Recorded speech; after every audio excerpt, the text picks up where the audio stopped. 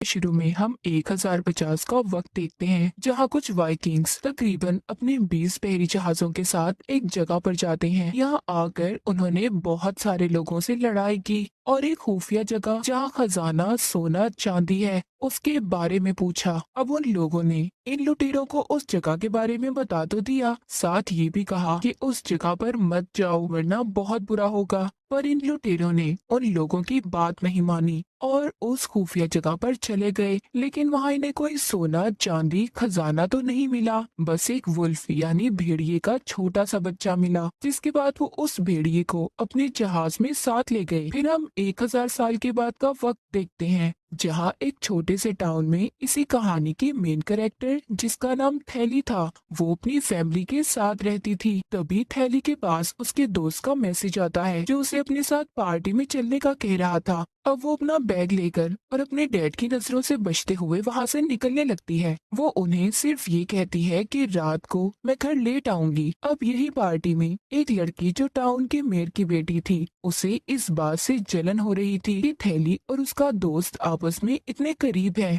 और उसके दोस्त को साइड में ले जाती है जहाँ थैली भी उसकी बातें सुन लेती है। वो उसके दोस्त को ये कह रही थी कि तुमने हमारी पार्टी में बाहर की लड़की को क्यों बुलाया और अगर आगे से ऐसा किया तो अच्छा नहीं होगा, कम से कम मुझे बता तो देते। ये सुनकर उसे काफी बुरा लगता है इसलिए वो यहाँ से जाने लगती है। पर अगले ही पल उसे उस लड़की यानी मेयर की बेटी की चिल्लाने की आवाजें आ रही थी, इसीलिए वो जब चेक करने जाती है तो देखती है वो लड़की और उसका दोस्त नीचे गिरे हुए हैं। उनकी हालत काफी खराब है क्योंकि वो बहुत जख्मी थे। थैली उनके पास जाती है उनकी मदद करने। वो मेयर की बेटी को सहारा देकर उठाती है और आगे बढ़ती है। फिर अगले ही पल कोई उसके कंधे पर भी हमला कर देता है जिससे वो नीचे गिर गई थी और ये देख वो काफी घबरा गई थी कि मेयर की बेटी को झाड़ियों में से कोई घसीट कर ले जा रहा था। उसे कुछ समझ नहीं आती कि ये कौन है, बस डर की वजह से वो चीखती चिल्लाती रहती है। खैर अब इस हादसे वाली जगह पर पुलिस भी आ गई थी जिनमें थैली की मॉम भी शामिल थी क्योंकि असल में वो एक पुलिस ऑफिसर ही थी। उनका साथी पुलिस ऑफिसर उन्हें बताता है कि यहाँ उन पर जिस भी किसी ने हमला किया वो मेयर की बेटी को अपने साथ ले गया है। उसका कोई अता पता नहीं। उसके साथ यहाँ एक लड़की भी थी जो और कोई नहीं बल्कि तुम्हारी बेटी है, इसीलिए तुम्हें जाकर उससे इस बारे में पूछना होगा क्योंकि वही तुम्हें बता सकती है। ये सुनकर उसकी मॉम काफी डर गई थी और फौरन अपनी बेटी को संभालने के लिए उसके पास जाती है। उसके कपड़ों पर लगा खून देखकर पूछती है कि क्या हुआ, क्या तुम्हें कहीं चोट लगी है? जिस पर वो कहती है नहीं मॉम, ये मेरा खून नहीं मेयर की बेटी का है जो मेरे ऊपर तब लग गया जब मैं उसे संभाल रही थी। बस हल्की सी चोट लगी है मेरे कंधे पर। फिर तलाशी लेने पर इन्हें वहाँ मेयर की बेटी का फोन मिलता है। साथ ही पेड़ पर थैली की मॉम को एक बड़ा सा नाखून भी मिल जाता है जो किसी खतरनाक जंगली जानवर का लग रहा था। अब कुछ देर के बाद थैली की आंख खुल जाती है जहां वो अपने सामने अपनी मॉम को पाती है। वो थैली से पूछ रही थी कि अब बताओ मुझे कल रात तुम्हारे साथ क्या हुआ था। तो अब यहाँ वो धीरे धीरे अपनी मॉम को सारी बात बता देती है। अचानक मेयर की बेटी की चिल्लाने की आवाज आई और जब मैं वहाँ गई तो दोनों ही जख्मी थे, पर मुझे खुद भी समझ नहीं आई कि उन पर हमला किसने किया क्योंकि वहाँ अंधेरा काफी था तो मैं नहीं देख पाई। यहाँ हम एक बड़ी अजीब चीज देखते हैं कि थैली की दोनों आंखों का रंग भी अब बदल गया था, मतलब एक आंख का रंग कोई और दूसरी आंख का रंग कोई और था। खैर इसके बाद पुलिस ऑफिसर उन सारे बच्चों के बयान लेते हैं जो कल रात उस पार्टी में आए थे, पर उन्हें बच्चों से खास जानकारी नहीं मिलती। और तो और मेयर की बेटी की लाश भी उन्हें नहीं मिली थी। रात को थैली की मॉम उस नाखून के बारे में सर्च कर रही थी जो उन्हें जंगल में पेड़ से मिला था, जहाँ वो नाखून भेड़िए के नाखून से मैच हो जाता है। इसीलिए वो कॉल करके अपने साथी पुलिस ऑफिसर को कहती हैं कि ये नाखून भेड़िए का है। अब अगली सुबह थैली की मॉम के पास पुलिस ऑफिसर की कॉल आती है जो बताता है कि मेयर की बेटी की लाश मिल गई है। और जब ये बात थैली सुनती है तो काफी घबरा गई थी क्योंकि जब से ये हादसा हुआ था उसका खुद पर काबू नहीं था। वो हर वक्त डरी सहमी रहने लगी थी। फिर जब उसकी मॉम मेयर की बेटी की लाश को देखने जाती है तो उसकी हालत काफी खराब थी। जो उसकी लाश को चेक कर रही थी वो बताती हैं कि इसकी लाश को काफी दूर तक घसीटा गया था। साथ ही इसके जिस्म से बहुत सारे मांस के टुकड़े गायब हैं। गले पर भी काफी गहरा कट का निशान है। फिर जब थैली की मॉम बाहर आती हैं, तो वहाँ उस लड़के की मॉम भी थी, जो अंदर जाकर उसे देखने की जिद कर रही थी। पर थैली की मॉम उन्हें अंदर जाने नहीं देती, क्योंकि उसकी लाश की हालत जाहिर है इतनी खराब थी, तो वो नहीं देख पाएंगी। अब थैली दोबारा से हादसे वाली जगह पर जाती है, जहाँ पर उसे कुछ अजीब हो रहा था। वो वहाँ उसी लड़की मेयर की बेटी को देखती है, पर असल में ये कोई सच नहीं था। वो बस हेलुसिनेशन कर रही थी, मतलब कि उसे वो चीज नजर आ रही थी जो हकीकत में नहीं थी। उधर पुलिस स्टेशन में एक बूढ़ा आदमी आता है, जो थैली की मॉम से मिलता है, क्योंकि उसके पास इस केस के लिए जानकारी थी। वो बताता है कि जिसने उस लड़की को मारा है, जिसको आप ढूंढ रहे हैं, वो कोई आम वुल्फ नहीं बल्कि वेयर वुल्फ है, यानी आधा इंसान और आधा भेड़िया, जो सिर्फ एक खास वक्त में ही भेड़िया बनता है, जो पूरे चांद की रात होती है। और वो वेयर वुल्फ इंसान के खून का प्यासा है, और ये सिलसिला तब तक चलता रहेगा जब तक कि इस नस्ल के आखिरी वुल्फ को ना मार दिया जाए। वो सबको खत्म कर देगा। ये सुन थैली की मॉम उसे चुप करवा देती हैं, क्योंकि उनको उसकी बातों पर यकीन नहीं हो रहा था। साथ ही वो ये भी कहती हैं कि यहाँ एक लड़की की मौत हुई है, वो भी काफी बेरहमी से, और तुम्हें ये पुरानी मनगढ़ंत कहानियाँ सुनाने की पड़ी है। तब वो कहता है कि हाँ, मैं जानता था कि मेरी बातों पर कोई भी यकीन नहीं करेगा। ये कहने के बाद वो जाने लगता है, पर जाते हुए वो थैली की मॉम से कहता है कि जब तुम्हें मेरी बातों पर यकीन आ जाए तो मुझसे मिलने आ जाना। साथ ही वो उन्हें एक सिल्वर गन की गोली देता है। कहता है कि जिसे तुम मारना चाहती हो, यानी वो वेयरवुल्फ, वो सिर्फ इसी गोली से मरेगा, बाकी गोलियां उस पर असर नहीं करेंगी। चाहते चाहते वो उसके कोट में सिल्वर गोलियों की एक डब्बी भी डाल देता है। ना चाहते हुए भी उसकी एक गोली को थैली की मॉम अपनी जेब में डाल लेती है। अब थैली का वही दोस्त उससे दोबारा मिलता है, जिसने उसे पार्टी में बुलाया था। कहता है कि आई एम सो सॉरी, सब मेरी वजह से हुआ है। अगर मैं ही तुम्हें वहाँ ना बुलाता तो तुम इन सब चीजों में ना पड़ती। जो सुनकर थैली उसे समझाती है कि जो कुछ भी हुआ उसमें तुम्हारी कोई गलती नहीं है, बहरहाल हुआ गलती है। जिसके बाद वो यहाँ से निकल जाती है। वो जब जा रही थी तो बाहर उसे मेयर की बेटी के दोस्त रोक लेते हैं। कहते हैं कि क्या जो बाहर वाले लोग बातें कर रहे हैं वो सच है, यानी तुम उसे बचा सकती थी, पर जानबूझकर नहीं बचाया। तुमने उसकी मदद नहीं की, बस डरपोक कायर लोगों की तरह तुम चिल्लाती रही। ये सारी बातें सुनकर उसे बहुत बुरा लगता है। वो गुस्से में वहाँ से चली जाती है और अपने घर आकर रोते हुए शीशे में अपने कंधे पर जख्म देखती है, क्योंकि वो दिन ब दिन खराब होता जा रहा था। तब उसे परेशान देख उसकी मॉम उससे बात करने आती है, पर वो उनसे बात करना नहीं चाहती थी। फिर रात को जब थैली सोती है तो उसे अजीब तरह का सपना आता है, जैसे वो तैर रही है पर पानी में नहीं, खून में, जिस वजह से वो चौंक कर नींद से जाग जाती है। इसके बाद हम एक डॉक्टर को देखते हैं, जिसे मेयर की बेटी की लाश को चेक करने के लिए बुलाया गया था। उसे ना खून का वही टुकड़ा भी दिखाया जाता है, जिससे वो अब कंफर्म करके इन्हें बता देता है कि वो टुकड़ा सच में वुल्फ का ही है। जिसके बाद थैली की मॉम अपने साथियों और कुछ शिकारियों के साथ जंगल में जाती है, ताकि उस वुल्फ को पकड़ा जा सके। जहाँ जंगल में उन्हें एक और लाश मिलती है, जिसका सर ही नहीं था, काफी बुरी हालत थी उसकी। तब वो उस लाश की तलाशी लेने लगते हैं। फिर शिकारियों को वहीं छोड़कर अपने कुछ साथियों के साथ आगे बढ़ जाती हैं। थोड़ी दूर चलने पर उन्हें वहाँ एक केव गार्ड दिखाई देता है। तब हिम्मत करके थैली की मॉम उसके अंदर जाती हैं। अंदर आने पर उन्हें वहाँ एक खाई दिखती है, जहाँ काफी अंधेरा था। उसके अंदर जाने की एक सीढ़ी लगी हुई थी। तब वो जैसे ही सीढ़ी के जरिए नीचे उतरने लगती हैं, तो तभी अचानक उसका पैर फिसल जाता है और वो सीधा नीचे गिरती हैं।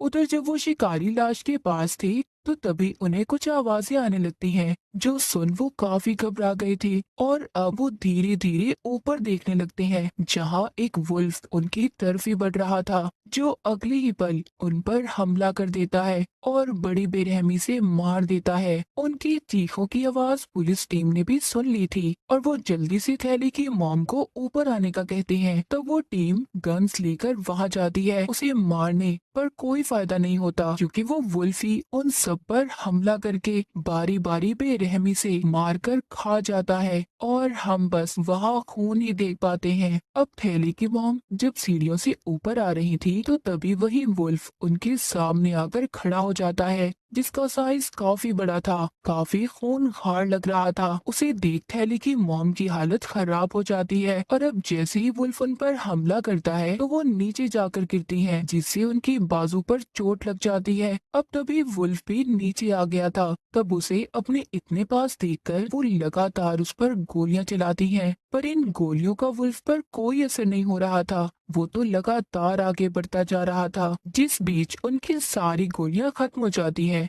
वो घबरा गई थी और जल्दी से अपनी जेब में हाथ डालती हैं। तब उन्हें वो सिल्वर गोली मिल जाती है, जिसे वो वुल्फ पर चला देती हैं और वो वहीं पर ढेर होकर गिर जाता है। फिर अगले सीन में थैली की मॉम की आंख एक हॉस्पिटल में खुलती है। वो बिल्कुल ठीक थी, पर उनका साथी कोमा में जा चुका था और उनकी टीम के बहुत सारे लोग भी मर गए थे।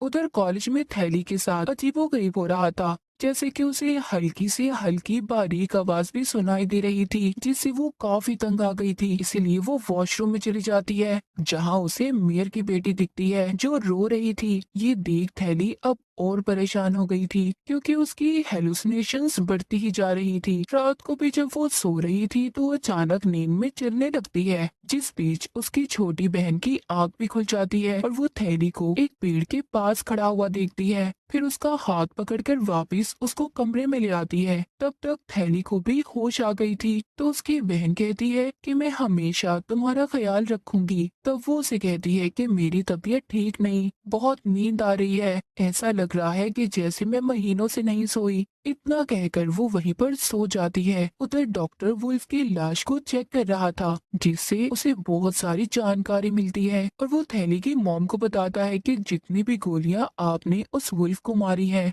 उनसे उसका कुछ भी नहीं हुआ। एक सिर्फ गोली ऐसी है जिससे उसकी मौत हुई और वो गोली थी सिल्वर की गोली। अब ये गोली वही थी जो बूढ़े आदमी ने थैली की मॉम को दी थी। ये गोली इतनी मजबूत थी कि वुल्फ के जिस्म में काफी बड़ा छेद बना दिया था। ये सारी बातें सुनकर वो काफी हैरान रह जाती हैं और फौरन उस डॉक्टर के साथ उस बूढ़े आदमी से मिलने जाती हैं और उसे सब कुछ बताने का कहती हैं। तब वो बताता है कि जिस वुल्फ को तुमने मारा है, मैं उसे पिछले काफी अरसे से ढूंढ रहा हूँ। ये एक काफी पुराने वक्त का वुल्फ है। असल में इंसानों ने जानवरों की शक्तियों को पाने के लिए इंसानों पर एक्सपेरिमेंट तजुर्बे किए थे, जिनका नतीजा ये निकला। मतलब वो सारे इंसान वेयरवुल्फ बन गए और ये सिलसिला तब तक चलता रहेगा जब तक कि इस नस्ल की आखिरी वुल्फ को ना मार दिया जाए। और उनकी नस्ल ऐसे बढ़ती है कि वो वुल्फ जिसे भी काटता है वो इंसान भी वुल्फ बन जाता है। तो दूसरी तरफ हम थैली को देखते हैं, जो अपने दोस्त के साथ थी, जो उससे कॉलेज के बारे में पूछता है कि तुम्हें उस दिन अचानक क्या हुआ था जब तुम वॉशरूम में चली गई थी।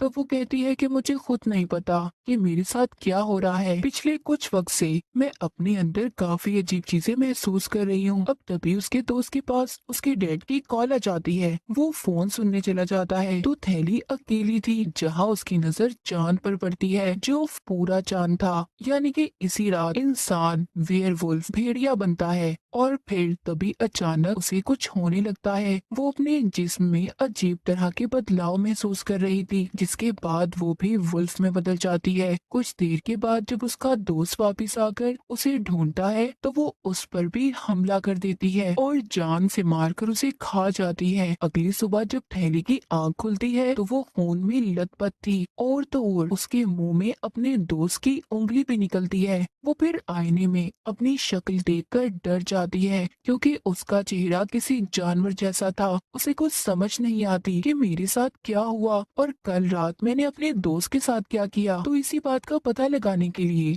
अब वो अपना मुंह ढककर हादसे वाली जगह पर जाती है। वो देखती है कि उसका दोस्त अब मर चुका था। ये देखकर उसे दुख तो होता है, पर अब वो ये फैसला करती है कि मुझे इन सब लोगों से दूर चले जाना चाहिए। इस हालत में वो अपनी फैमिली के साथ भी नहीं रह सकती। तो इसीलिए जैसे ही रात होती है वो एक बस में चढ़ जाती है। बस में बहुत सारे लोग थे, लेकिन मुसीबत देखते ही देखते अब वो पूरी तरह वुल्फ में बदल जाती है। उसकी डरावनी आवाजें सुनकर हर कोई उसे देखने आता है। तब वो बहुत सारे लोगों पर हमला करके बड़ी ही बेरहमी से उन्हें मार देती है। जिससे गाड़ी का भी एक्सीडेंट हो जाता है। फिर इस बारे में जैसे ही उसकी मॉम को खबर मिलती है तो वो डॉक्टर के साथ फौरन उस बस में चली जाती हैं छानबीन करने के लिए, जिस दौरान उन्हें वहाँ थैली का लॉकेट मिल जाता है, जिससे वो समझ गई थी कि ये नया वुल्फ कोई और नहीं बल्कि उनकी अपनी बेटी थैली है। वो इस बारे में डॉक्टर को भी बता देती है और कहती है कि हमें जल्द ही उसे ढूंढना होगा।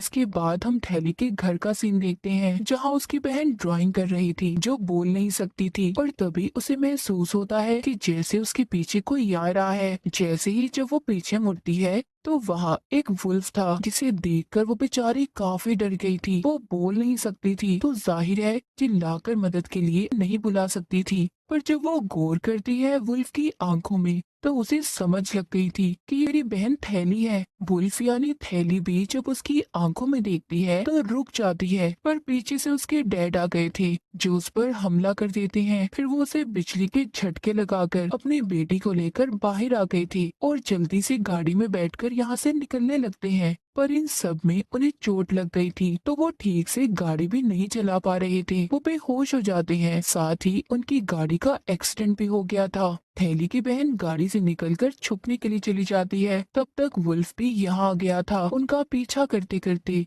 इस टाउन के बहुत सारे लोग भी आ गए क्योंकि उन्हें पता चल गया था कि यहाँ एक्सीडेंट हुआ है। वुल्फ यानी थैली उन सबको देख चुकी थी। वो बहुत सारे लोग थे इसीलिए वो उन पर हमला कर देती है जिससे लोग डरकर भागने लगते हैं। पर यहाँ उसने बहुत सारे लोगों को मारकर खा लिया था और हर तरफ खून ही खून फैला हुआ था। अब तभी इधर थैली की बहन आ जाती है क्योंकि उसे अपनी बहन को ऐसे देखकर काफी दुख हो रहा था। वो उससे बात करने के लिए उसके पास जाने लगती है। वुल्फ यानी थैली के बिल्कुल सामने खड़ी होकर इशारों से वो कहती है कि मैं हमेशा तुम्हारे साथ रहकर तुम्हारा ख्याल रखूंगी। पर इतनी ही देर में उसकी मॉम और डॉक्टर भी यहाँ पर आ गए थे। मौका देखते ही वो वुल्फ पर तीर का शूट करते हैं जिससे वो मरती तो नहीं पर जख्मी हो गई थी, और इस चीज का फायदा उठाकर ये लोग एक स्टोर में जाकर छुप जाते हैं और कुछ ही देर में हर तरफ खामोशी हो गई थी। पर तभी अचानक गाड़ी की तेज रोशनी आती है जिसमें दरअसल वो बूढ़ा आदमी था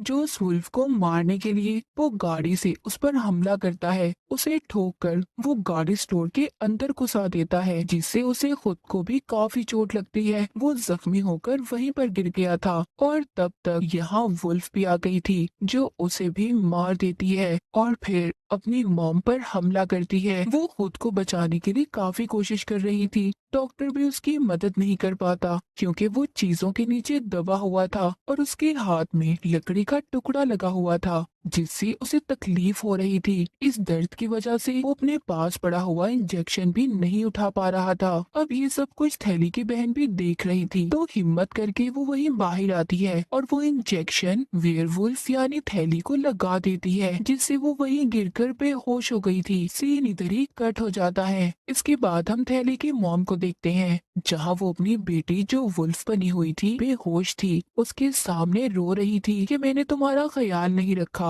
वो उससे माफी मांगती हैं, फिर वो खुद को संभालती हैं और सोचने लगती हैं कि मैं इसे ऐसे भी नहीं छोड़ सकती। ये लोगों के लिए बहुत बड़ा खतरा है और ना ही इसे अपने हाथों से मार सकती हूँ। वो फिर सिल्वर गोली को उठा गन में डालकर उसके पास करती हैं, पर यहाँ हम ये नहीं देख पाती कि उसने अपनी बेटी को मारा था या नहीं। जिसके बाद अगले सीन में वो एक सिल्वर गोली को थैली की तस्वीर के सामने रखती हैं, जिसका मतलब था कि उन्होंने थैली को गोली नहीं मारी थी। ये कहानी इधर ही खत्म हो जाती है।